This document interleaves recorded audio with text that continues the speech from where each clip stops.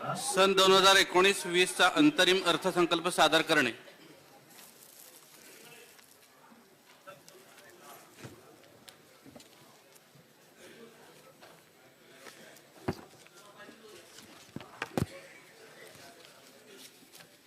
सन्माननीय अध्यक्ष महोदय, रयतेचे राजे छत्रपती शिवरायांचं स्मरण करत महामानव डॉक्टर बाबासाहेब आंबेडकर यांना आदरांजली आणि नमन करत महात्मा ज्योतिबा फुले व शाहू महाराजांचं स्मरण करत 12 कोटी 43 लक्ष जनतेच्या विकासाचे स्वप्न साकारण्यासाठी यंदाच्या आर्थिक वर्षातील पहिल्या 4 महिन्यासाठीचे लेखानुदान सादर करण्यासाठी मी आज उभा आहे। सन 2014च्या निवडणुकीत महाराष्ट्रातील जनतेने छत्रपती शिवाजी महाराजांच्या स्वराज्याच्या स्वप्नाची पूर्तता करण्यासाठी दीन दुर्बल शोषित पीडितांच्या उन्नतीसाठी या सरकारवर विश्वास व्यक्त केला। या सरकारला जनतेची सेवा करण्यासाठी संधी दिली त्याबद्दल महाराष्ट्रातील तमाम जनतेला मी हृदयापासून धन्यवाद देतो। अर्थमंत्री म्हणून दिनांक 18 मार्च 2015 रोजी पहिले अर्थसंकल्पीय भाषण करताना मी या सभागृहासमोर काही संकल्प मांडले होते। राज्यातील कोरडवाहू शेतीला स्थैर्य प्रदान करणे, विषमता दूर करणे, राज्यात सर्वदूर पायाभूत सुविधांचा गतिमान विकास करणे, वाढत्या शहरीकरणाच्या आव्हानाला समर्थपणे सामोरे जाण्यासाठी आवश्यक त्या उपाययोजना करणे, एक भयमुक्त महाराष्ट्र, एक भूकमुक्त महाराष्ट्र, एक विषमतामुक्त महाराष्ट्र आणि रोजगारयुक्त महाराष्ट्र निर्माण व्हावा, शेतकऱ्यांचे प्रश्न सुटावेत, त्यांच्या समस्या संपुष्टात याव्यात, या दृष्टीने पहिला अर्थसंकल्प तेव्हाच्या बदललेल्या परिस्थिती सादर केला होता। त्या दृष्टीने गेली 4.5 वर्षे आम्ही सतत प्रयत्नशील आहोत। देशात लवकरच लोकसभेची निवडणूक होऊ घातली आहे। या पार्श्वभूमीवर लोकसभेत सादर झालेल्या अंतरिम अर्थसंकल्पाला मंजुरी प्राप्त झाली आहे। लोकसभेच्या सार्वत्रिक निवडणुकीनंतर केंद्र सरकार पूर्ण अर्थसंकल्प सादर करेल। महाराष्ट्रात पुढील अधिवेशनात राज्याचा अतिरिक्त अर्थसंकल्प सादर केला जाईल। हे लेखानुदान सादर करताना महाराष्ट्रातील तमाम जनतेला साक्षी माणूस मी हे स्पष्ट करतो की लेखानुदान जरी असे तरी त्यातही अर्थ वसे, विश्वासाने तुम्हा सांगतो एकही शब्द व्यर्थ नसे। अध्यक्ष महोदय, अन्नदाता सुखी भव अशी या शासनाची भावना आहे। राज्याच्या तिजोरीवर पहिला हक्क शेतकऱ्याचा व या राज्यातील गरिबाचा आहे। शेतकरी हा संकटात असेल तर ते राज्य प्रगतीच्या मार्गावर पुढे जाऊ शकत नाही, याबद्दल कोणाचेही दुमत असूच शकत नाही। निसर्गावर अवलंबून असणारा कोरडवाहू शेतकऱ्यांचा एक मोठा वर्ग महाराष्ट्रात आहे। त्या शेतकरी बांधवाला आर्थिक स्थैर्य देणे ही सरकारची प्राथमिकता राहिली आहे। त्यासाठी नानाजी देशमुख कृषी संजीवनी प्रकल्प राबविण्यात येत आहे। देशी बी बियाणे वापरास चालना देण्याचा प्रयत्न केला आहे। शेतकऱ्यांच्या माल विक्री अभावी पडून राहू नये, वाया जाऊ नये म्हणून मुख्यमंत्री कृषी आणि अन्न प्रक्रिया योजना सुरू करण्यात आली आहे। नैसर्गिक शेतीला चालना देण्यासाठी सेंद्रिय शेती संशोधन व प्रशिक्षण केंद्र स्थापन करण्यात आली आहेत। शेतकऱ्यांचे आर्थिक उत्पन्नाचे स्रोत वाढावेत यासाठी शेतकऱ्यांच्या समूह शेतीला प्रोत्साहन देण्याचा सरकारचा प्रयत्न आहे। शेतकऱ्यांनी केवळ पिकांच्या भरोशावर राहू नये तर शेतीपूरक व्यवसायही करावा, यासाठी त्यांच्यातील कौशल्याचा विकास आवश्यक आहे। सरकार त्या दृष्टीने शेतकऱ्यांना प्रशिक्षण देण्यासाठी विविध कार्यक्रम राबवित आहे। शेतीतील आवश्यक असलेल्या शाश्वत सिंचनाची सुविधा उपलब्ध करून देण्यासाठी मागेल त्याला शेततळे, सिंचन विहिरी, सूक्ष्म सिंचनाच्या योजना सुरू केल्या आहेत। आदिवासी शेतकऱ्यांकरता बिरसा मुंडा कृषी क्रांती योजना राबविण्यात येत आहे। शेती आणि शेतीपूरक व्यवसाय करताना होणारे अपघात तसेच नैसर्गिक व इतर कारणामुळे होणाऱ्या अपघातात सापडलेल्या शेतकऱ्यांना त्यांच्या कुटुंबांना लाभ देण्यासाठी स्वर्गीय गोपीनाथ मुंडे शेतकरी अपघात विमा योजना सुरू केलेली आहे। सदर योजनेची व्याप्ती वाढवून या योजनेत शेतमजुरांचाही समावेश करण्याबाबत सकारात्मक विचार करण्यात येत आहे. दुष्काळ व आपत्तीग्रस्त शेतकऱ्यांना मागील 4 वर्षात आमच्या सरकारने अनेक प्रकारे मदत केलेली आहे. मायबाप शेतकऱ्याच्या मदतीला उभे राहण्याचा प्रयत्न हे सरकार सातत्याने करीत आहे. अध्यक्ष महोदय, महाराष्ट्र ही महामानव डॉक्टर बाबासाहेब आंबेडकरांची कर्मभूमी राहिली आहे. विषमता मुक्तीचे महामानव डॉक्टर बाबासाहेब आंबेडकरांचे स्वप्न पूर्ण करण्याचा या सरकारचा संकल्प आहे. डॉक्टर बाबासाहेब आंबेडकरांना अपेक्षित असलेला सामाजिक न्याय प्रत्यक्षात निर्माण करण्यासाठी, विषमतामुक्त महाराष्ट्र साकारण्यासाठी आमच्या सरकारने अनेक योजना हाती घेतल्या.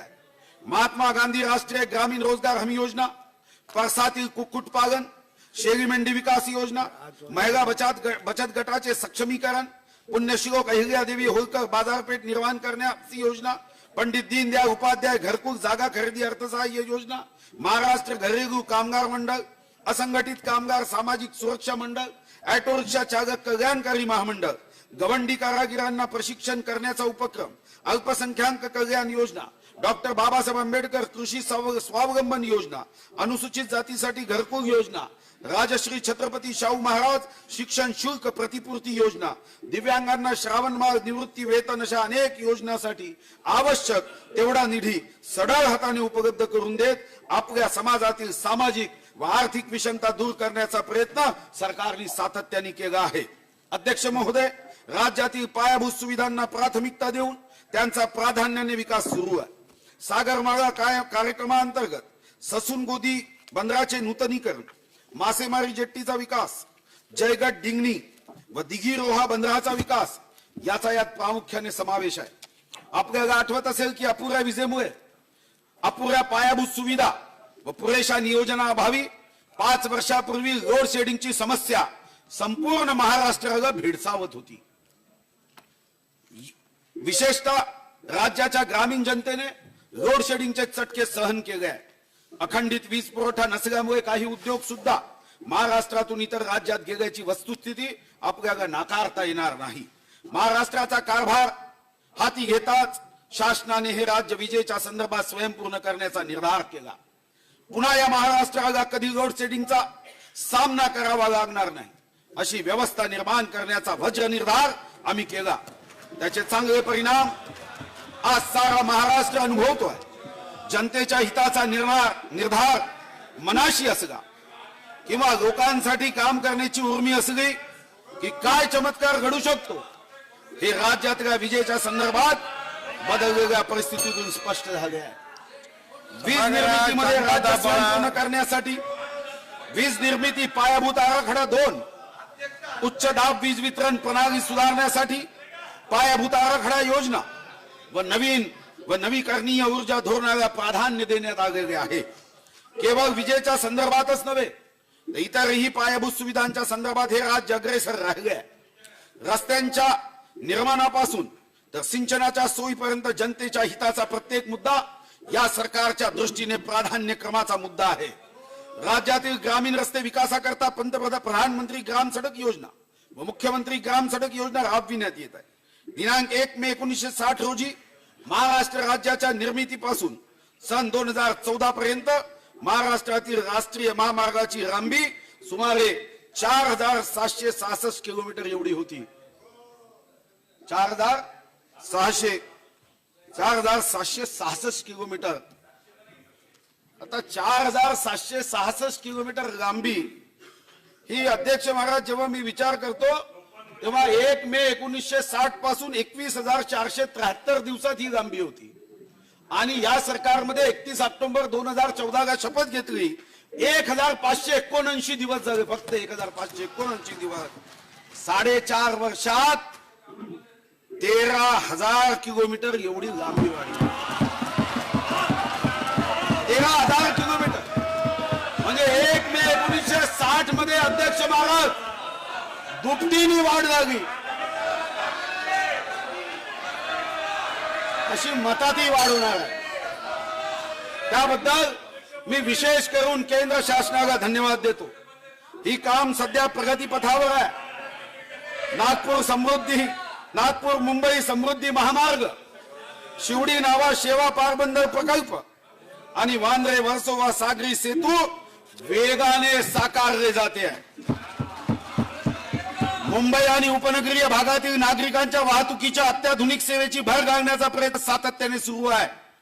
मुंबई मेट्रोची व्याप्ती अधिक वाढवण्याचा निर्णय हा त्याच प्रयत्नाचा एक भाग आहे.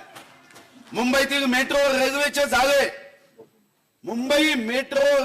जागे सन 2014 पूर्वी म्हणजे 21,473 दिवसात 11.4 किलोमीटर लांबीचे होते, ते 1,579 दिवसात 276 किलोमीटर पर्यंत विस्तारित होणार आहे. याशिवाय नागपूर व पुणे मेट्रो रेल्वे प्रकल्पाची कामही वेगाने सुरू आहे. MUTP 3 अहमदनगर बीड परळी वर्धा यवतमाळ नांदेड वडसा देसाईगंज इंदोर मनमाड रेल्वेची कामेही करण्यात येत आहेत. राज्यातील महत्वाच्या शहरात विमान सेवेचे जाळे मजबूत करण्यासाठी महाराष्ट्र विमानतळ विकास कंपनीच्या माध्यमातून अनेक लहान शहरातील विमानतळाचा विकास करण्यात येत आहे. नवी मुंबई आंतरराष्ट्रीय विमानतळाच्या कामालाही सुरुवात झालेली आहे. ग्रामीण भागातील जनतेचे परिवहनाचे हक्काचे साधन म्हणजे एसटी बस होय. या राज्यात सुमारे 67 लाख लोक प्रतिदिन एसटीने प्रवास करतात. राज्याच्या कानाकोपऱ्यात वसलेल्या नागरिकांसाठीची ही परिवहन व्यवस्था दिवसागणिक आधुनिक सुरक्षित परिपूर्ण व वेगवान करण्याचा प्रयत्न केला जात आहे. प्रवाशांच्या एसटीतील प्रवास सुखकर व्हावा म्हणून परिवहन महामंडळाच्या राज्य शासनाच्या अर्थसहाय्यातून नवीन बस खरेदी करण्याचा व परिवहन महामंडळाच्या बस स्थानकाचे आधुनिकीकरण करण्याचा अर्थसहाय्य करण्यात येत आहे. मागील 4 वर्षात शहरी भागातील नागरिकांच्या सोयी सुविधांसाठी स्मार्ट सिटी अभियान, महिलांकरता तेजस्विनी बसेस, शहर स्वच्छतेसाठी स्वच्छ भारत आणि स्वच्छ महाराष्ट्र अभियान, शुद्ध पिण्याच्या पाण्यासाठी महाराष्ट्र सुजल व निर्मल अभियान, अमृत अभियान, शहरी भागातील नागरिकांना वाजवी किमतीत घरे उपलब्ध होण्यासाठी पंतप्रधान मंत्री आवास योजना, शहरी मुख्यमंत्री पेयजल योजना इत्यादी राबविण्यात येत आहे. नागरी भागातील कचऱ्याचा प्रश्न सोडवण्यासाठी हरित महासिटी कंपोस्ट योजना राबविण्यात येत आहे. शहरी भागातील नागरिकांच्या परिवहनासाठी महाराष्ट्र सुवर्ण जयंती नगरोत्थान महाअभियानाअंतर्गत अर्थसहाय्य करण्यात येत आहे. राज्याच्या प्रगतीमध्ये जसा शेतकऱ्यांचा व उद्योजकांचा सहभाग महत्वाचा असतो, तसाच त्या राज्यातील तरुणांचा सहभागही तेवढाच महत्वाचा असतो. युवकांच्या हाताला काम देण्याची जबाबदारी सरकारची असते. या जबाबदारीचे भान राखत महाराष्ट्रातील तरुणांसाठी रोजगाराच्या संधी उपलब्ध करण्याच्या दृष्टीने सरकारने सातत्याने प्रयत्न केले आणि त्या सरकारला यशही प्राप्त झाले. कर्मचारी भविष्य निर्वाह निधी संघटनेच्या वार्षिक अहवालानुसार सप्टेंबर 2017 ते ऑक्टोबर 2018 या वर्षभरात देशात एकूण 79,16,299 रोजगार निर्माण झाले. मी अभिमानाने सांगतो की त्यात महाराष्ट्राचा वाटा, छत्रपती शिवाजी महाराजांच्या महाराष्ट्राचा वाटा हा 25% अध्यक्ष महाराज. 20,08,074 म्हणजे 25%हून अधिक होता. हे सांगण्यास अध्यक्ष महाराज मला अभिमान होतो की छत्रपती शिवाजी महाराजांच्या राज्यात तरुणांसाठी रोजगाराच्या संधी या देशामध्ये 25%पेक्षा जास्त निर्माण आम्ही केले आहे. Make in Maharashtra, magnetic Maharashtra आणि मेक इन इंडियाच्या माध्यमातून रुपये 12 लाख कोटीचे सामंजस्य करार करण्यात आले आहे. राज्यात नवीन रोजगार निर्मिती करता नवीन उद्योग धोरण, नवीन लॉजिस्टिक पार्क धोरण, वस्त्रोद्योग धोरण, अवकाश व संरक्षण क्षेत्र उत्पादन धोरण, औद्योगिक समूह विकास योजना, वस्त्रोद्योग संकुल योजना परिणामकारकपणे राबविल्या जात आहे. लघु व लघुत्तम उद्योगातून रोजगार निर्मिती करण्यासाठी काथ्या उद्योग विकास, मातीकला बोर्डाची स्थापना, हस्तकला समूह विकास योजना, बांबू रिसर्च अँड ट्रेनिंग सेंटर या माध्यमातून स्वयंरोजगाराच्या निर्मितीचे मोठे दालन निर्माण करण्यात आले आहे. मुंबईमध्ये वित्त व तंत्रज्ञान केंद्र फिनटेक हब स्थापन करण्याचा निर्णय सरकारने घेतला आहे. सध्याच्या आधुनिक युगात पर्यटनाकडे एक उद्योग म्हणून बघितले जाते. त्या दृष्टीने महाराष्ट्र हा समृद्ध आहे. पर्यटनाच्या माध्यमातून रोजगाराच्या संधी निर्माण करण्याचा आणि त्या उद्योगाला चालना देण्याचा प्रयत्न राज्य सरकारने केला आहे. राज्यात पर्यटनामधून रोजगार निर्मिती करता नवीन पर्यटन धोरण, कोकण ग्रामीण पर्यटन, चांदा ते बांदा योजना, समुद्र किनारी पर्यटन योजना, निसर्ग पर्यटन याच्या माध्यमातून मोठ्या प्रमाणावर प्रत्यक्ष व अप्रत्यक्ष रोजगार निर्माण झालेला आहे. कौशल्य वृद्धिंगत करून रोजगार निर्मितीला चालना देण्यासाठी प्रमोद महाजन कौशल्य व उद्योजकता विकास कार्यक्रम, गवंडी कारागिरांना प्रशिक्षित करणे, राज्यातील उद्योगांना आवश्यक असलेले कुशल मनुष्यबळ निर्माण होण्यासाठी शासन विविध उपक्रम राबवित आहे. स्टार्टअप संस्कृती विकसित करून स्टार्टअप उद्योगांना चालना देण्याकरता भारतीय आणि आंतरराष्ट्रीय पेटंटसाठी अनुदान देण्याचा निर्णय घेण्यात आलेला आहे.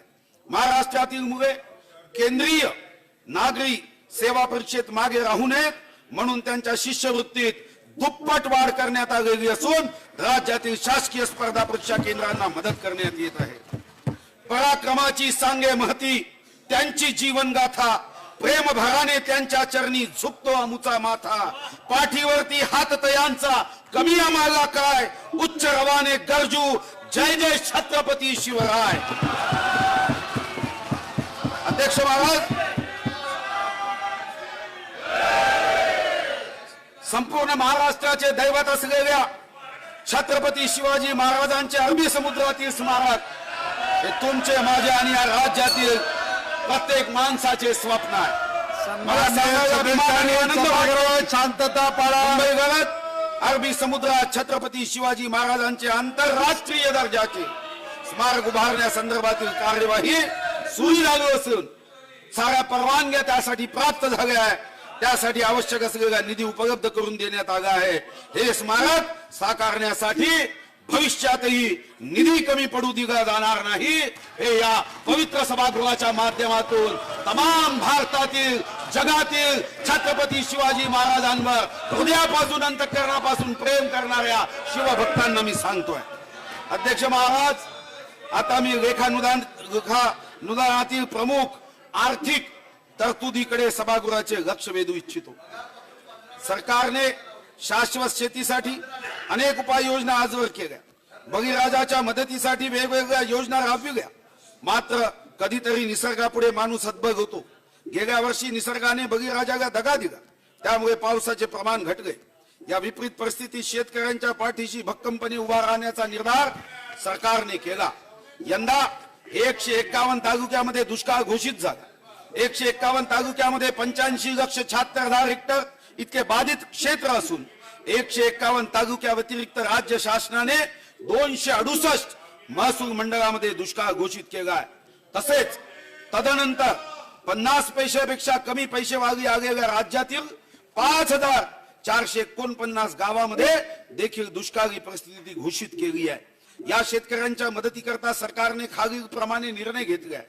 जमीन महसुलात सूट, सहकारी कर्जाचे पुनर्गठन, शेतीशी निगडीत कर्जाच्या वसुलीला स्थगिती, कृषी पंपाच्या चालू वीज देयकात 33.5% सूट, शालेय महाविद्यालयीन विद्यार्थ्यांच्या परीक्षा शुल्कात माफी, रोहोयो अंतर्गत कामाच्या निकषात काही प्रमाणात शिथिलता, आवश्यक तेथे पिण्याचे पाणी पुरविण्यासाठी टँकर्सचा वापर आणि टंचाई जाहीर केलेल्या गावात शेतकऱ्यांच्या शेतीच्या पंपाची वीज जोडणी खंडित न करणे आणि इत्यादी निर्णय या संदर्भामध्ये घेतले आहे. बाधित शेतकऱ्यांची संख्या 82,27,166 एवढी आहे.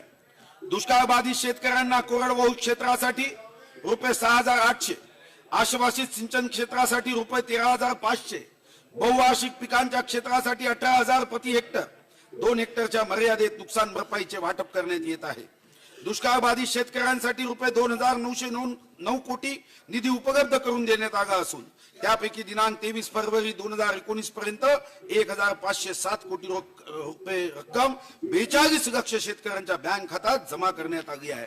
उर्वरित रकमेचे वाटप करण्याचे काम सध्या सुरू आहे. या व्यतिरिक्त शेतकऱ्यांच्या मदतीकरता निधी कमी पडू नये म्हणून 2,000 कोटी आकस्मिकता निधीमधून सुद्धा मंजूर करण्यात आले आहेत. राज्यात निर्माण झालेल्या दुष्काळ व टंचाई सदृश्य परिस्थितीचा सामना करण्यासाठी केंद्र शासनानेही मदत जाहीर केली असून इतर राज्याच्या तुलनेत, देशातील इतर राज्यांच्या तुलनेत महाराष्ट्राला शेतीचे नुकसान व पिण्याच्या पाण्याचा पुरवठा, चारा इत्यादीसाठी केंद्र शासनाकडून सर्वाधिक सुमारे 4714 कोटी रक्कम मंजूर झाली। ही सर्वाधिक रक्कम आहे अध्यक्ष। आजपर्यंत महाराष्ट्राच्या इतिहासामध्ये एवढी रक्कम केंद्र शासनाने कधी दिली नाही। मी केंद्र शासनाला या सभागृहाच्या माध्यमातून विशेष धन्यवाद देतो।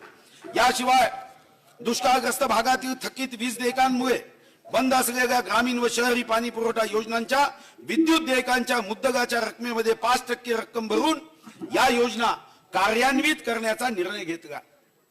तसेच नोव्हेंबर 2018 ते जून 2019 या कालावधीतील या योजनांची चालू विद्युत देयके भरण्याचाही निर्णय घेण्यात आला। पिण्याच्या पाण्याच्या टंचाई निवारणार्थ पाणी पुरवठा व स्वच्छता विभागास रुपये 530 कोटी इतकी रक्कम वितरित करण्यात आलेली आहे। तसेच बोंडअळीमुळे नुकसान झालेल्या शेतकऱ्यांना रुपये 3366 कोटी रुपयाचं वाटपही करण्यात आलं आहे। निसर्ग रुसला, पाठ फिरवली, पाऊस पडला थोडा, सुकले नाले, सुकल्या विहिरी, गावाकडचा ओढा, जेथे जेथे टंचाईने केला गंभीर घात, विविध योजनाद्वारे करूया दुष्काळावर मात। शेतकऱ्यांचे उत्पन्न दुपटीने वाढवणे हा आमच्या सरकारचा दृढ संकल्प असून यासाठी शाश्वत शेती हा प्रभावी उपाय आहे। शेतीचे उत्पादन व उत्पादकता वाढीसाठी पर्याप्त सिंचन आवश्यक आहे। सिंचन सुविधा मुबलक प्रमाणात उपलब्ध व्हाव्यात यासाठी हे शासन मोठ्या प्रमाणावर उपाययोजना राबवित आहे।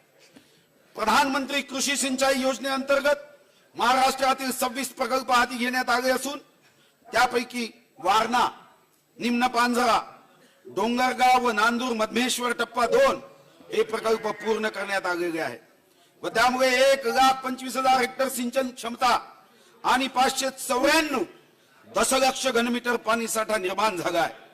विदर्भ व मराठवाड्यातील शेतकरी, आत्महत्याग्रस्त जिल्हे व उर्वरित महाराष्ट्रातील दुष्काळग्रस्त व अवर्षण प्रवण भागातील सिंचन प्रकल्पांना अर्थसहाय्य करण्यासाठी बळीराजा जलसंजीवनी योजना राबविण्यात येत आहे। जलसंपदा विभागासाठी सन 2019-20 मध्ये रुपये 8,733 कोटी नियतव्यय प्रस्तावित करण्यात आलेला आहे।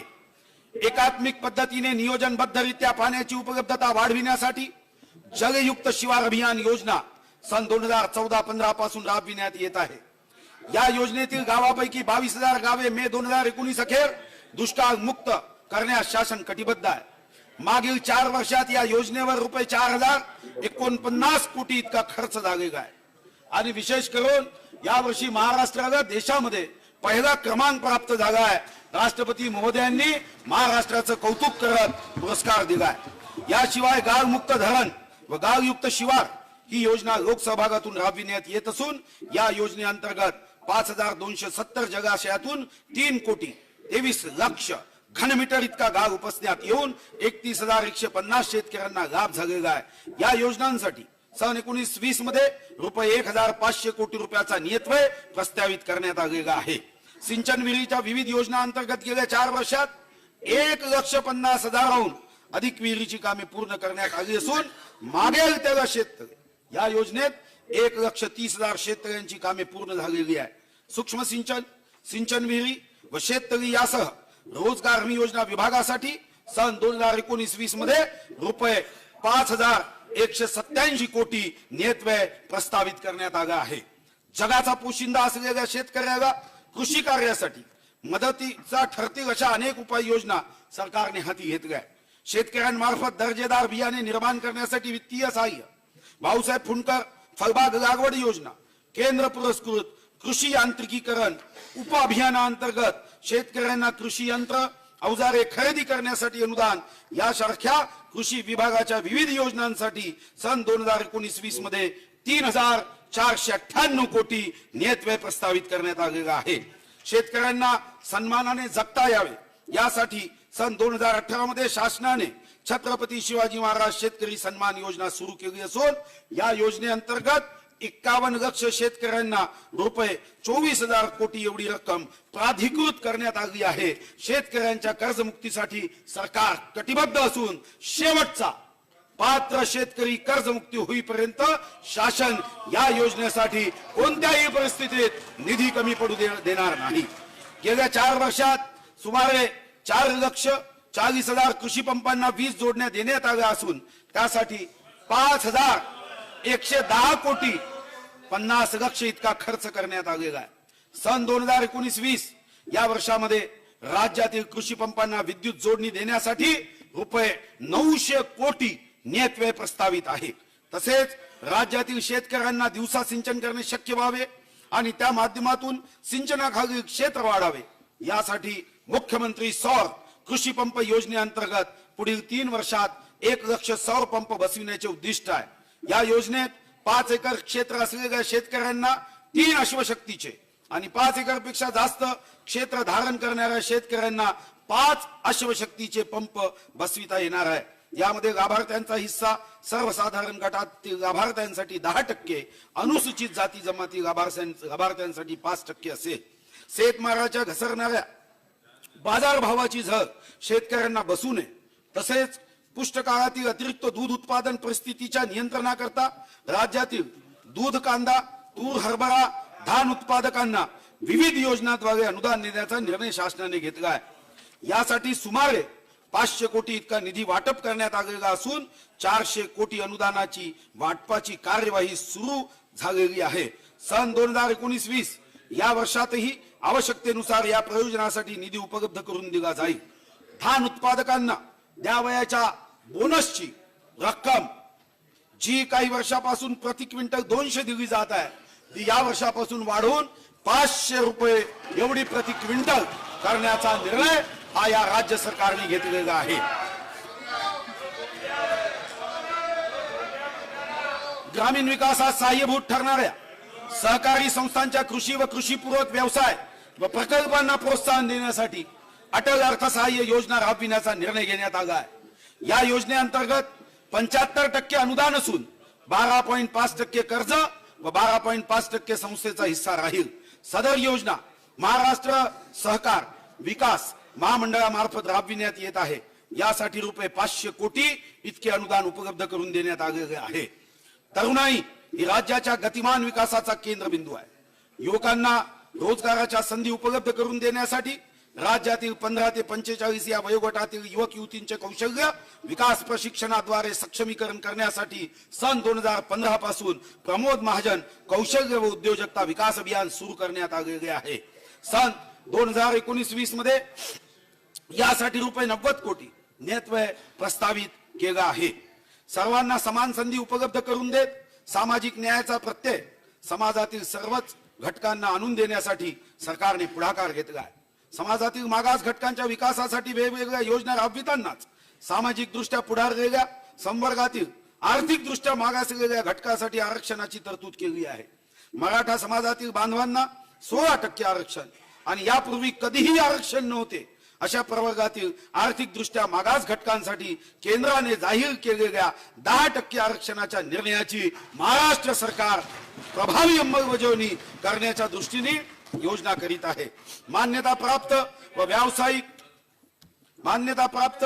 व्यावसायिक उच्च शिक्षण आई चिंता करू नका तुम्ही पुढेही तुम्हाला असंच बसायचं यापेक्षा कमी संख्या चिंता करू नका. हा अर्थसंकल्प इंटरिम आहे.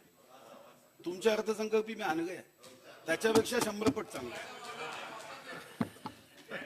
राजश्री छत्रपती शाहू महाराज शिक्षण शुल्क शिष्यवृत्ती योजनेअंतर्गत लाभ मिळण्यासाठी पात्रतेसाठी कुटुंबाची एकत्रित वार्षिक मर्यादा उत्पन्न मर्यादा रुपये 6 लक्ष यावरून रुपये 8 लक्ष करण्यात आली आहे. या योजनेच्या अटी व शर्ती शिथिल करून तसेच अनेक अभ्यासक्रमाचा समावेश करून या योजनेची व्याप्ती वाढविण्यात आलेली आहे. अध्यक्ष महाराज जी व्याप्ती वाढवली या योजनेसाठी सन 2019-20 मध्ये 572 कोटी नियतव्यय प्रस्तावित करण्यात आलेला आहे.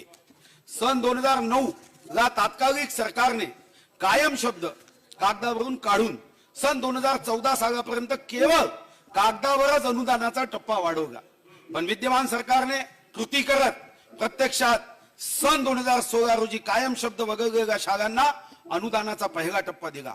दिनांक 19 सप्टेंबर 2016, दिनांक 9 मे 2018 व दिनांक 5 फरवरी 2019च्या शासन निर्णयान्वये अनुदान मिळालेल्या शाळांना अनुदानाचा पुढील टप्पा वाघोषित शाळांमधील शिक्षकांना अनुदानाचा पहिला टप्पा सुरू करण्याबाबत सरकारने सकारात्मक विचार केलेला आहे।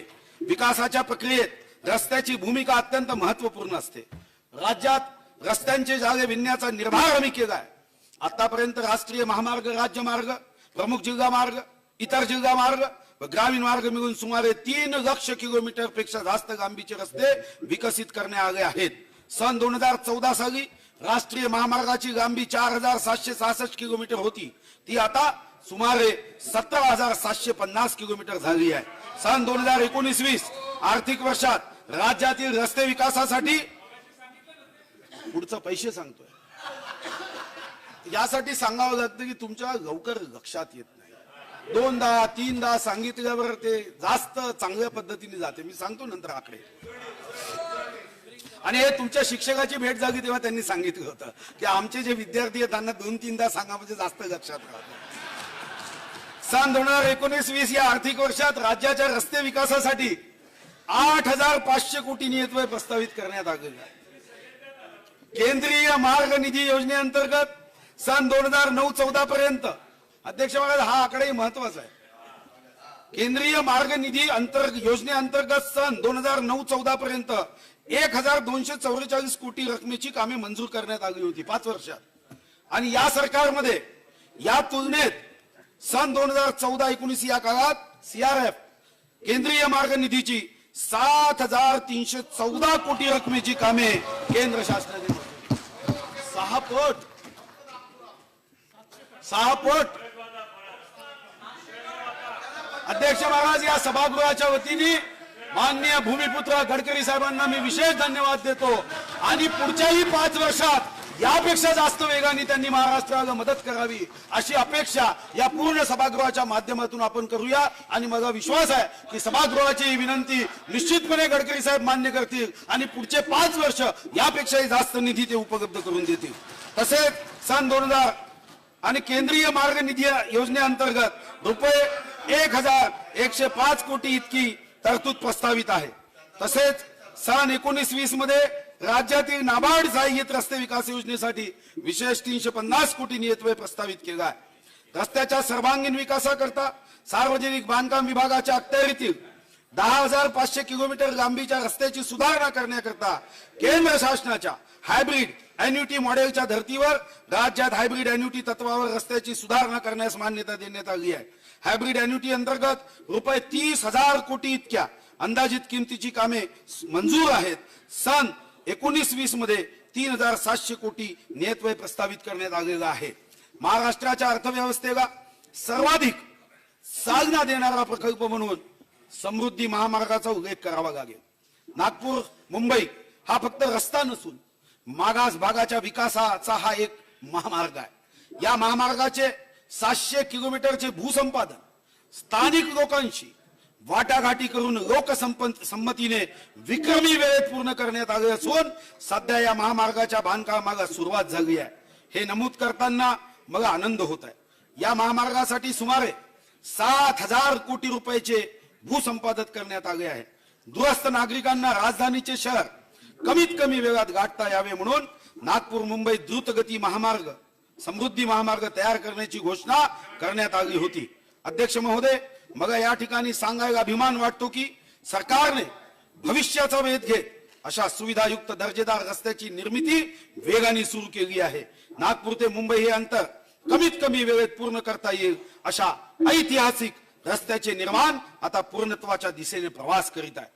ग्रामीण जनतेच्या दळणवळणासाठी वरदान ठरलेल्या मुख्यमंत्री ग्राम सडक योजनेअंतर्गत 30,000 किलोमीटरच्या रस्त्याच्या बांधकामाचे उद्दिष्ट असून त्यापैकी 22,360 किलोमीटर लांबीचे रस्ते मंजूर करण्यात आले आहेत व त्यापैकी सुमारे 6,344 किलोमीटर रस्त्याची कामेही पूर्ण करण्यात आली आहे। सन 2019-20 मध्ये या योजनेसाठी रुपये 2,164 कोटी नियतव्यय प्रस्तावित आहे। सागरमाला योजनेअंतर्गत सागरी किनारपट्टीवरील बंदरामध्ये प्रवासी जलवाहतुकीसाठी वसई भाईंदर खारवाडेश्वरी मनोरी घोडबंदर नारंगी मालवण बोरीवली व गोराई आंबडवे येथे रो जेट्टी बांधणे ही कामे प्रगतीपथावर आहे। सन 19-20 या वर्षात रेडिओ क्लब, नरिमन पॉइंट, मोरा व एलिफंटा येथे प्रवासी व पर्यटकाकरता जेट्टी बांधण्याची कामे प्रस्तावित आहे. सन 19-20 या आर्थिक वर्षात सागर मार्ग प्रकल्पासाठी रुपये 26 कोटी नियतव्यय प्रस्तावित आहे. मुंबई शहराची जीवनवाहिनी असलेल्या लोकल रेल्वे वाहतूक व्यवस्थेत सुधारणा करण्यासंदर्भात केंद्रासोबत राज्य सरकार देखील आपली जबाबदारी पार पाडित आहे. उपनगरीय सेवेतील सुधारणासाठी मुंबई नागरी परिवहन प्रकल्प टप्पा 3 अंतर्गत सुमारे 55,000 कोटी अंदाजित खर्चाचे प्रकल्प मुंबई रेल्वे विकास कॉर्पोरेशन मार्फत हाती घेतले आहे. राज्यातील आमचे सरकार स्थापन झाल्यानंतर जे वेगवेगळे महत्वाकांक्षी उपक्रम हाती घेण्यात आले त्यात मेट्रोचा विकास हा महत्वाकांक्षी प्रकल्प ठरणार आहे. मुंबई, पुणे, नागपूर व इतरही शहरांमध्ये मेट्रो प्रकल्प झपाट्याने पूर्ण करण्याचा सरकारचा निर्धार आहे. मुंबईमध्ये MMRDAच्या सहभागातून 276 किलोमीटर लांबीच्या मेट्रो मार्गाच्या आराखड्यास मंजुरी देण्यात आली आहे. त्यामुळे आता मेट्रोचे जाळे ठाणे, मीरा भाईंदर, वसई विरार, कल्याण डोंबिवली, भिवंडी पर्यंत पसरवण्याचा महत्वाकांक्षी निर्णय शासनाने घेतला आहे. नागपूर, पुणे व नवी मुंबई या महानगरामध्ये मेट्रो रेल्वे प्रकल्प हाती घेण्यात आले असून या प्रकल्पाद्वारे 141.6 किलोमीटर लांबीचे मेट्रो मार्ग बांधण्यात येणार आहे. त्याशिवाय नाशिक येथे लाईट रेल ट्रान्सपोर्ट साठी प्राथमिक सर्वेक्षण हाती घेण्यात आले आहे. नागपूर विमानतळ आधुनिकीकरणाचा शासनाने निर्णय घेतला असून या संदर्भातली निविदा प्राप्त झाल्या असून त्याचे मूल्यांकन होत आहे. राज्यातील अमरावती, गोंदिया, नाशिक, जळगाव, नांदेड, सोलापूर, कोल्हापूर, रत्नागिरी व सिंधुदुर्ग या शहरातील विमानतळाच्या विकासाची मोहीम सुद्धा सुरू करण्यात आली आहे. शिर्डी येथे गेल्या वर्षी विमान सेवा सुरू करण्यात आली असून पुणे येथील नवीन विमानतळ, अमरावती, चंद्रपूर व सोलापूर या शहरातील विमानतळाचा विकास करण्यात येत आहे.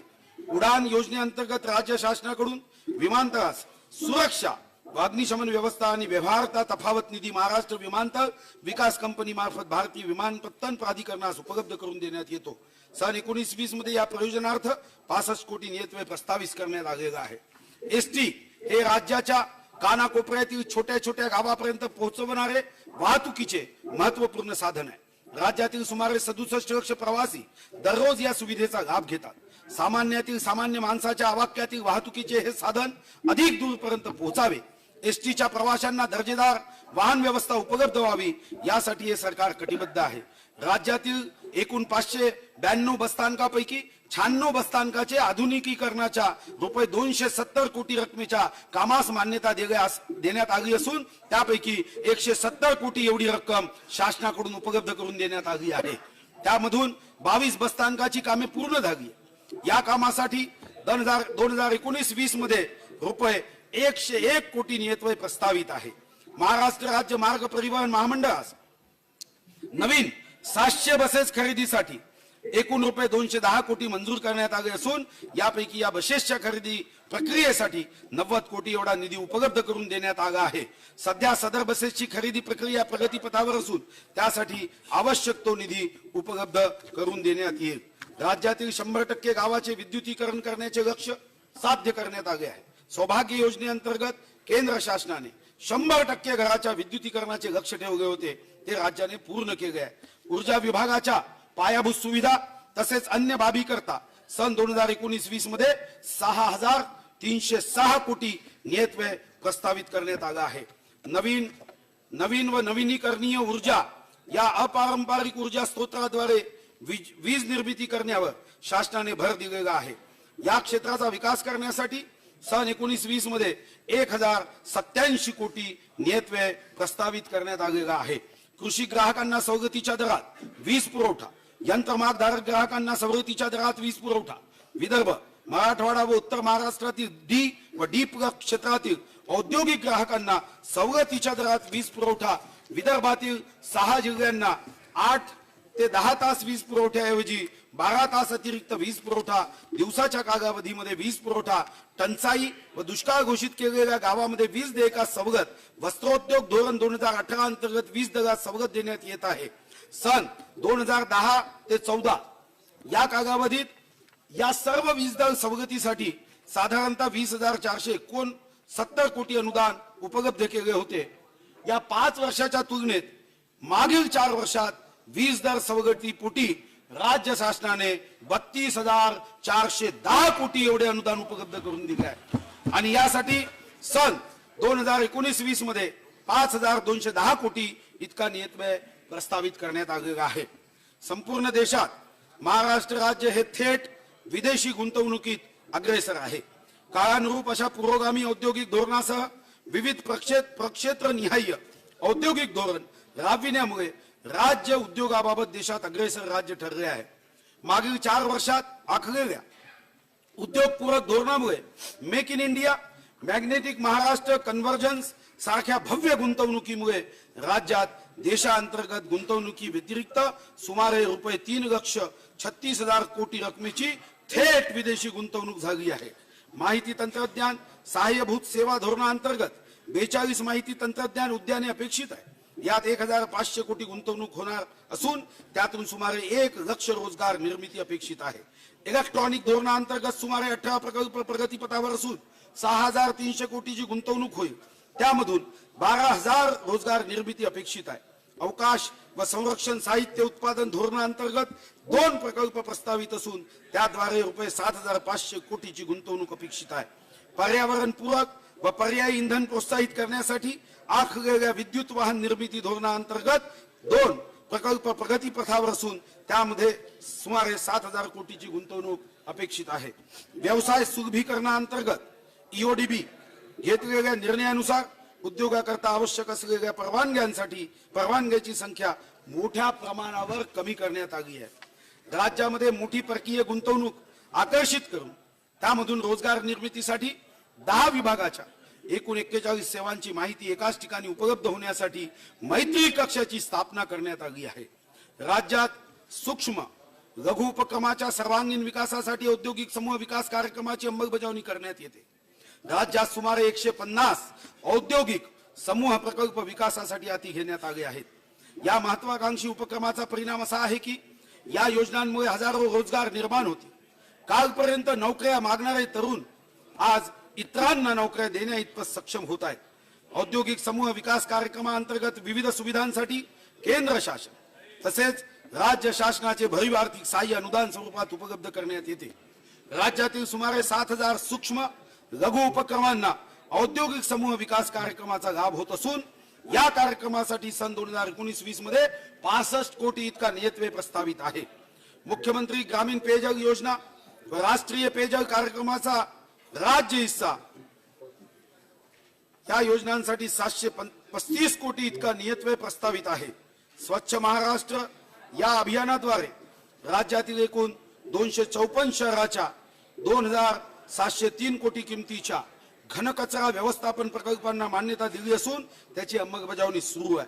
नागरी क्षेत्रातील पाणी पुरवठा, मलनिस्सारण व नागरी परिवहन, सांडपाण्याचा पुनर्वापर, हरित पट्टे या मूलभूत सुविधांचा विकास करण्यासाठी केंद्र शासनाने Atal mission for rejuvenation and urban transformation AMRUT ही योजना अंमलात आणली आहे. या योजनेचा राज्यातील 44 शहरे 76% नागरी लोकसंख्येस लाभ मिळत आहे. नागरी भागातील 37 पाणी पुरवठा, 31 मलनिस्सारण व 128 हरित क्षेत्र प्रकल्पाचा या योजनेमध्ये समावेश आहे. स्मार्ट सिटी अभियानाअंतर्गत महाराष्ट्रातील पुणे, सोलापूर, कल्याण, डोंबिवली, नागपूर, नाशिक, ठाणे, औरंगाबाद व पिंपरी चिंचवड या 8 शहराची निवड झालेली आहे. या 8 शहरात आतापर्यंत 1,388 कोटीचे 51 प्रकल्प पूर्ण झाले आहेत. रुपये 4,872 कोटीचे 98 प्रकल्प प्रगतीपथावर आहे. सन 19-20 मध्ये या योजनांसाठी सुमारे रुपये 2,400 कोटी इतका नियतव्यय प्रस्तावित आहे. मी प्रधानमंत्री महोदयांना आयुष्यमान भारत एक क्रांतिकारी योजना या देशाला दिल्याबद्दल धन्यवाद देतो. पैसा नाही म्हणून कोणी का व्हावे लाचार, पैसा विनका कधी न व्हावे त्यांच्यावर उपचार, अनावतरली ठोस अशी आरोग्य योजना नामी, आयुष्यमान भारत येईल साऱ्यांच्या कामी. आजारपण कुणी मागून घेत नाही, परंतु उपचारासाठी कुठल्याही गोरगरिबाला लाचार व्हावे लागू नये या हेतूने बीमार अब नहीं रहेगा लाचार, बीमारी का होगा अब मुफ्त उपचार. या ध्येय प्राप्तीसाठी क्रांतिकारी आणि संपूर्ण जगाला आश्चर्य वाटावे अशी आयुष्यमान भारताची संकल्पना केंद्र सरकारने मांडली आहे. त्या अंतर्गत प्रधानमंत्री जन आरोग्य योजना ही केंद्र शासनाची आरोग्य विमा योजना राज्य शासनाच्या महात्मा ज्योतिबा फुले जन आरोग्य योजनेसोबत राबविण्यात येत आहे. केंद्राच्या योजनेत राज्याचेही 40% योगदान असून राज्यातील एकूण 83,72,000 कुटुंबे प्रधानमंत्री जन आरोग्य योजनेचे लाभार्थी आहेत. लाभार्थी कुटुंबांना प्रतिवर्ष रुपये 5 लाखापर्यंतचे 966 वैद्यकीय उपचार मोफत उपलब्ध करून देण्यात येत आहे. महात्मा फुले जन आरोग्य योजनेअंतर्गत दारिद्र्य रेषेवरील 1 लाखापर्यंत उत्पन्न असलेल्या कुटुंबांना आत्महत्याग्रस्त 14 जिल्ह्यातील शुभ्र शिधापत्रिकाधारक शेतकरी कुटुंबाच्या एकूण 2,22,00,000 कुटुंबांना वैद्यकीय उपचारासाठी या योजनेअंतर्गत संरक्षण पुरविण्यात येत आहे. सन 2019-20 मध्ये या योजनांसाठी एकूण रुपये 1,021 कोटी इतका नियतव्यय प्रस्तावित आहे. राष्ट्रीय आरोग्य अभियान या योजनेसाठी सन 2019-20 मध्ये एकूण रुपये 2,098 कोटी इतका नियतव्यय प्रस्तावित आहे. वैद्यकीय शिक्षण विभागाच्या वैद्यकीय महाविद्यालयाची बांधकामे व इतर उपक्रमासाठी 764 कोटी इतका नियतव्यय प्रस्तावित करण्यात आलेला आहे. राज्यातील प्रदूषित नद्या व तलाव संवर्धनासाठी विविध प्रकल्प राबविण्यात येत आहे. या अभियानाअंतर्गत राज्यातील चंद्रभागा, मुळामुठा, मोरणा, नाग नदी इत्यादी नद्यांचे प्रदूषण कमी करून या नद्यांच्या संवर्धनासाठी लोकसहभागातून कार्यक्रम राबविण्यात येत आहे. या व्यतिरिक्त चंद्रपूर जिल्ह्यातील इरई व झरपट नदी संवर्धनाचे प्रस्तावही विचाराधीन आहे. नदी व तलाव संवर्धन तसेच अन्य बाबीसाठी पर्यावरण विभागास रुपये 240 कोटी इतका नियतव्यय प्रस्तावित आहे. सामाजिक विकास कार्यक्रम समाजातील वंचित घटकांच्या सर्वांगीण विकास करून या समाजाला विकासाच्या मुख्य प्रवाहात आणण्यासाठी हे सरकार वचनबद्ध आहे. सामाजिक विकास कार्यक्रमाअंतर्गत अनुसूचित जाती उपाय योजनेखाली शाळा, आरोग्य सेवा, रमाई घरकुल, वसतिगृहे, निवासी शाळा यासारखे अनेक उपक्रम राबविण्यात येतात. तसेच विशेष सहाय्य योजनेअंतर्गत दारिद्र्य रेषेखालील कुटुंबातील वृद्ध, निराधार, विधवा व अपंग या घटकांना संजय गांधी निराधार अनुदान योजना, श्रावणबाग सेवा राज्य निवृत्ती वेतन योजना, इंदिरा गांधी राष्ट्रीय वृद्धापकाळ निवृत्ती वेतन योजना आणि इंदिरा गांधी राष्ट्रीय विधवा निवृत्ती वेतन योजनेअंतर्गत अर्थसहाय्य देण्यात येते. यासाठी यामध्ये सुमारे 31,87,000 लाभार्थी असून याकरता मी 3,180 कोटी नियतव्यय प्रस्तावित केला आहे. सन 2019-20 मध्ये अनुसूचित जाती उपाय योजनेसाठी एकूण 9,208 कोटी एवढा नियतव्यय राज्य योजनेमधून प्रस्तावित आहे. महात्मा फुले मागासवर्ग विकास महामंडळ, महाराष्ट्र राज्य अपंग वित्त व विकास महामंडळ, साहित्यरत्न लोकशाही अण्णाभाऊ साठे विकास महामंडळ तसेच संत रोहिदास चर्मोद्योग व चर्मकार विकास महामंडळ या 4 महामंडळांना भाग भांडवल उभारण्यासाठी रुपये 325 कोटी शासन हमी मंजूर करण्यात आलेली आहे. आदिवासी विकास विभागाच्या अनुसूचित जनजाती उपाय योजनेअंतर्गत शाळा, आरोग्य सेवा, वसतिगृहे, निवासी शाळा, शासकीय आश्रमशाळा कायापालट अभियान तसेच भारतरत्न APJ अब्दुल कलाम अमृत आहार योजना यामध्ये अनेक उपक्रम राबविण्यात येत आहे. सन 2019-20 या वर्षाकरता या सर्व योजनेसाठी रुपये 8,431 कोटी इतका नियतव्यय प्रस्तावित आहे. अनुदानित संस्थांमधील विद्यार्थी प्रवेशितांच्या परिपोषण अनुदानात दिनांक 1 फरवरी 2019 पासून रुपये 900 वरून 1,500 एवढी वाढ करण्यात आली आहे. ही वाढ सामाजिक न्याय विभाग, विमुक्त जाती, भटक्या जमाती, इतर मागासवर्ग, विशेष मागास प्रवर्ग कल्याण विभाग, महिला व बाल विकास विभाग आणि आदिवासी विकास विभागाअंतर्गत येणाऱ्या संस्थांमधील विद्यार्थ्यांना आणि इतर प्रवेशितांना लागू राहील.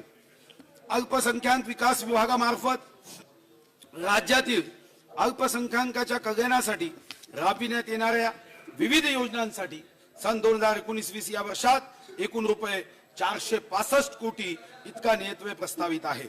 इतर मागासवर्गीय, विमुक्त जाती, भटक्या जमाती व विशेष मागास प्रवर्ग यांचे कल्याण हा नवीन विभाग निर्माण करण्यात आला असून या विभागामार्फत विविध कल्याणकारी योजना राबविण्यात येत आहे।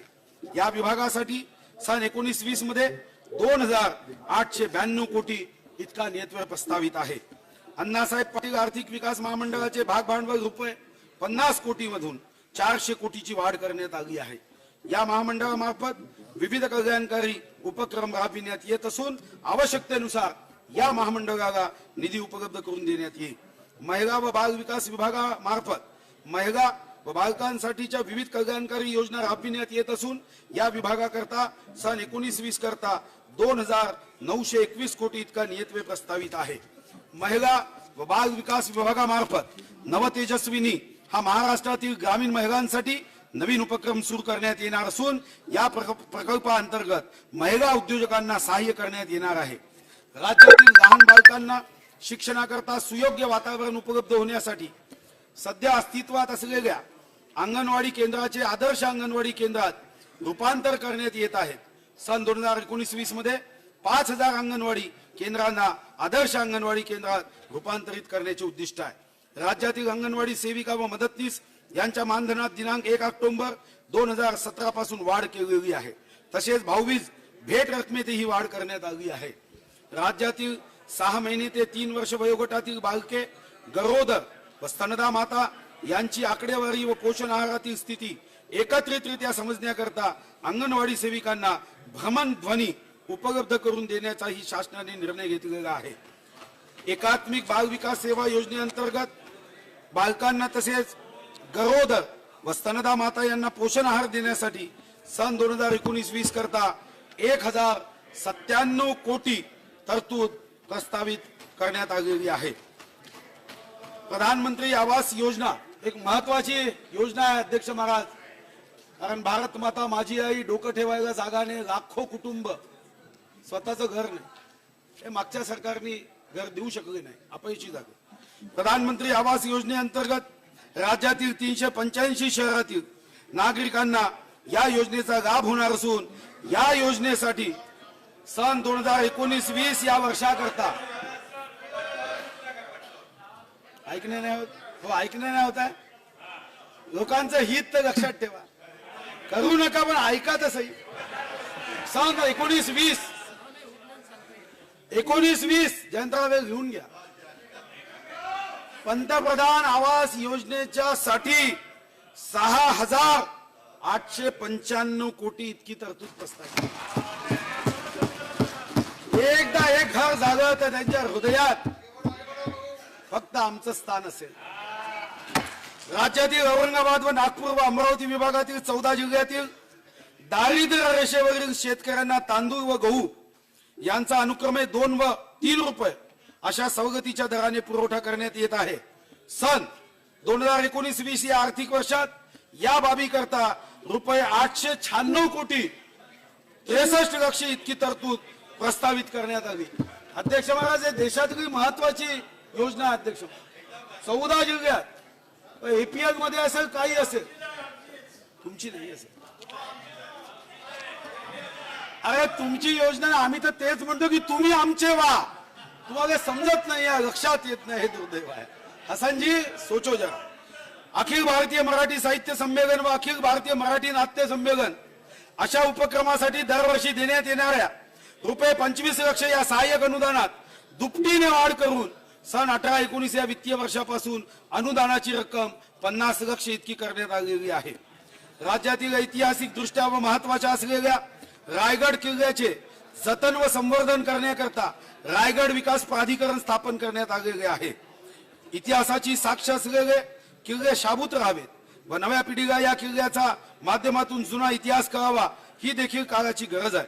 पहिल्या टप्प्यात 14 व दुसऱ्या टप्प्यात 14 किल्ल्याची संवर्धनासाठी निवड करण्यात आलेली असून सन 19-20 मध्ये सदर योजनेसाठी आवश्यक नियतव्यय प्रस्तावित केला आहे। राज्यातील 28,006 ग्रामपंचायतीपैकी सुमारे 4,252 ग्रामपंचायत कार्यालयासाठी स्वतःची इमारत नाही।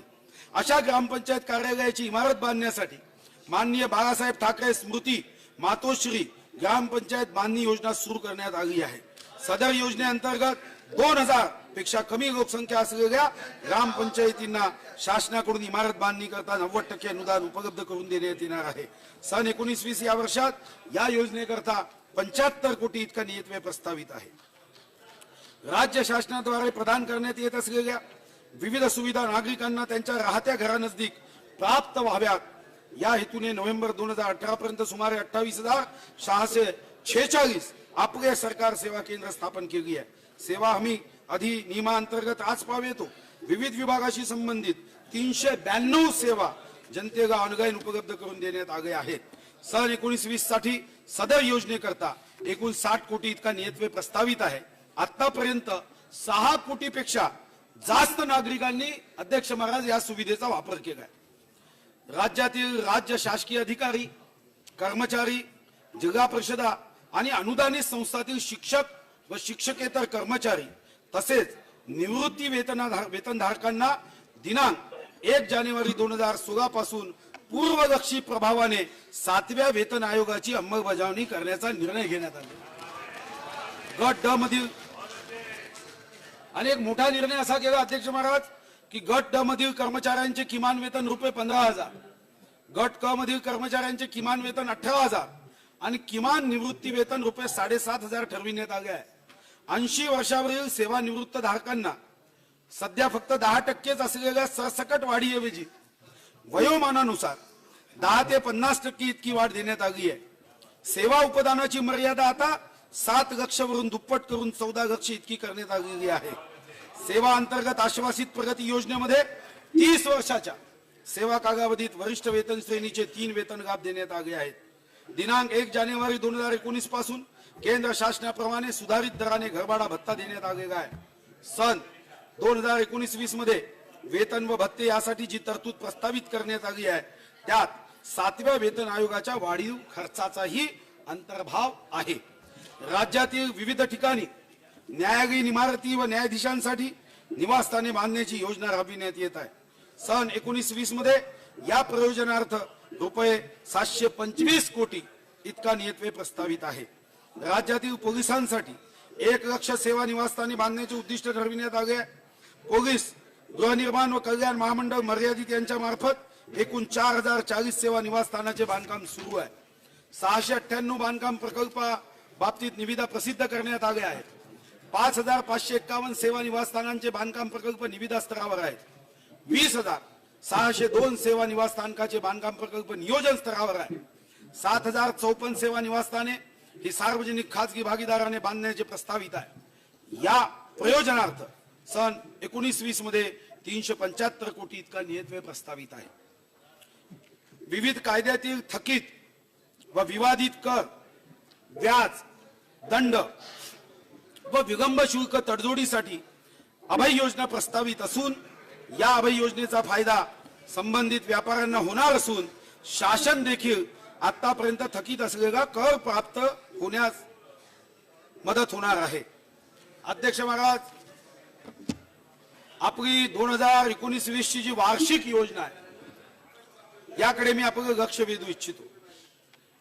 19-20 मध्ये कार्यक्रम खर्चाची रक्कम अध्यक्ष महाराज जेव्हा आम्ही सरकारमध्ये आलो त्या अगोदरच्या वर्षात ती 51,252 कोटी होती. पण मला सांगायला अभिमान होतो की या 4.5 वर्षात ही मर्यादा कार्यक्रम खर्चाची आता 99,000 कोटी इतकी निश्चित करण्यात आलेली आहे. यामध्ये अनुसूचित जाती उपाय योजनेचे रुपये 9,208 कोटी, आदिवासी विकास उपयोजनेचे रुपये 8,431 कोटी आणि जिल्हा वार्षिक योजनेसाठी 9,000 कोटी इतक्या नियतव्ययाचा समावेश आहे. अध्यक्ष महाराज, एका गोष्टीकडे मी सर्वांचं लक्ष अभिमानाने वेधू इच्छितो आणि मला असं वाटतं की यापुढे तरी कोणताही या महाराष्ट्रातला समजदार व्यक्ती ज्याला अर्थशास्त्र समजतं तो हे राज्य कर्जबाजारी आहे असं भाष्य करणार नाही जेव्हा मी आकडे वाचितो. अध्यक्ष महाराज, राज्याच्या आर्थिक स्थितीचे मूल्यांकन हे शास्त्रीय पद्धतीने आकडेवारीसह केले पाहिजे. त्याचे मापदंड असतात. केवळ राज्य कर्जबाजारी झाले डबघाईला गेले, हे अध्यक्ष महाराज महाराष्ट्राच्या हिताचे हे आरोप असू शकत नाही. टीका केली पाहिजे, पण त्या टीकेला आकड्यांचं तर्कशास्त्र असलं पाहिजे. राज्याचे सकल उत्पन्न जे आहे त्याच्या प्रमाणात किती कर्ज घेतले आहे यावर राज्य डबघाईला गेले आहे की व्यवस्थित चालले आहे हे ठरवावे लागते. मार्च 2018 मध्ये सादर केलेल्या अर्थसंकल्पीय अंदाजानुसार राज्यावरील एकूण कर्ज 4,61,807 कोटी इतके अपेक्षित होते. त्यानुसार सन 2018-19 मध्ये 54,996 कोटी एवढी निव्वळ कर्ज उभारणी करावायची होती. पण अध्यक्ष महाराज, मी सर्वांना धन्यवाद देतो. आज काही सन्माननीय सदस्य यावर भाष्य करत होते. महाराष्ट्रावर 5 लाख कोटीचं कर्ज आहे, 50,000 रुपये दरडोई कर्ज आहे. मला काय वाटलं की कॅल्क्युलेटर घेऊन यांना भेट दिलं पाहिजे. यावर्षी केलेल्या जाणीवपूर्वक प्रयत्नामुळे राज्यातील कर्ज उभारणी ही अध्यक्ष महाराज मागच्या वर्षी अर्थसंकल्प जेव्हा मी वाचला तेव्हा 54,996 कोटी करावी लागेल असं सांगितलं. पण अध्यक्ष महाराज, आम्ही विविध माध्यमातून ही नियंत्रित करून फक्त 11,990 कोटी पर्यंत सीमित केली. त्यामुळे राज्यातील, मी सांगतो काही चिंता करू नका, त्यामुळे राज्यावरील एकूण कर्जाची रक्कम ही 5 लाख कोटी नाहीये, ही आता 4,14,411 कोटी एवढी झाली आहे. आणि याच्या पुढे ऐकलं पाहिजे, राज्याच्या अर्थव्यवस्थेचे आकारमान पाहता हे देशामधलं अध्यक्ष महाराज एक अभिमानास्पद कार्य आपल्या राज्याच्या जनतेने, प्रशासकीय अधिकाऱ्यांनी आणि लोकप्रतिनिधींनी केलेलं की अध्यक्ष महाराज राज्याच्या अर्थव्यवस्थेचे आकारमान पाहता हे कर्ज वाजवी प्रमाणात असल्याचे वित्तीय निर्देशांकावरून दिसून येते. आता जर मागच्या 15 वर्षाचा मी आढावा घेतला, जयंतराव तुम्ही तर सुजाण आहात, तुम्ही असे आरोप कधीच करत नाही, मला जाणीव आहे. मागच्या 15 वर्षात हा आकडा गेला आता 28.2% एकदा 28.2%. आणि तुम्हाला अभिमान वाटेल, मला विश्वास आहे की तुम्हाला आनंद होईल, कारण तुम्ही यामध्ये शिक्षण घेतलं आहे. यामध्ये आता राज्यावरील कर्जाचे प्रमाण हे मागच्या 15 वर्षामध्ये हायएस्ट 28.2 होतं. मी अभिमानाने सांगतो की मागच्या वर्षी 16.5 होतं. या वर्षी आपण 7वं वेतन आयोग आता आपल्याला द्यावं लागणार आहे, पण आपण हे प्रमाण 14.82% पर्यंत आणलं. आणि संकेतानुसार राज्यावरील एकूण कर्ज हे राज्याच्या स्थूल उत्पन्नाच्या 25% पर्यंत असले तरीही राज्याची वित्तीय स्थिती सुदृढ मानण्यात येते. 25%, हे तर आता 14.82 आहे. सांगतोय, पुढचे आकडे आहे का शशिकांतजी? कानापासून ऐकलं तर विरोधासाठी विरोध कराल, हृदयापासून महाराष्ट्राचा अभिमान समजून ऐकलं तर शशिकांतजी बसाल तिकडे, प्रेम तुम्ही इकडे कराल, शुभकामना मात्र इकडे. अध्यक्ष महाराज, आमच्या सरकारच्या काळाचं चालू वर्षी कर्जाचे प्रमाण हे स्थूल राज्य उत्पन्नाच्या 15% पेक्षाही कमी करण्यामध्ये सरकारला यश आलं. आणि अध्यक्ष महाराज, सण देतोय ना काहीच, तुम्ही जून मध्ये, हा आमचा अंतरिम आहे, अंतिम बजेट मांडू, हा अंतरिम आहे. जेव्हा अंतिम बजेट मांडू ना तेव्हा लक्षात ठेवा, शेतकरी, गरीब, महिला, तरुण यापैकी कोणीही तुमच्याकडे ढुंकूनही पाहणार नाही पुढच्या बजेटनंतर. सन 17-18 चा अर्थसंकल्प मी महसुली व राजकोषीय तुटीचा मांडला होता. हे अध्यक्ष महाराज महत्वाचं आहे, हे जयंतराव हे समजून घ्या. 17-18 चा अर्थसंकल्प मी महसुली व राजकोषीय तुटीचा मांडला होता. हे वर्ष वस्तू व सेवा कर लागू करण्याचे पहिलेच वर्ष होते. अध्यक्ष महाराज, तो अर्थसंकल्प मांडताना आम्ही साधारणतः 90,000 कोटी महसूल प्राप्त होईल अशी अपेक्षा केली होती, 90,000 कोटी.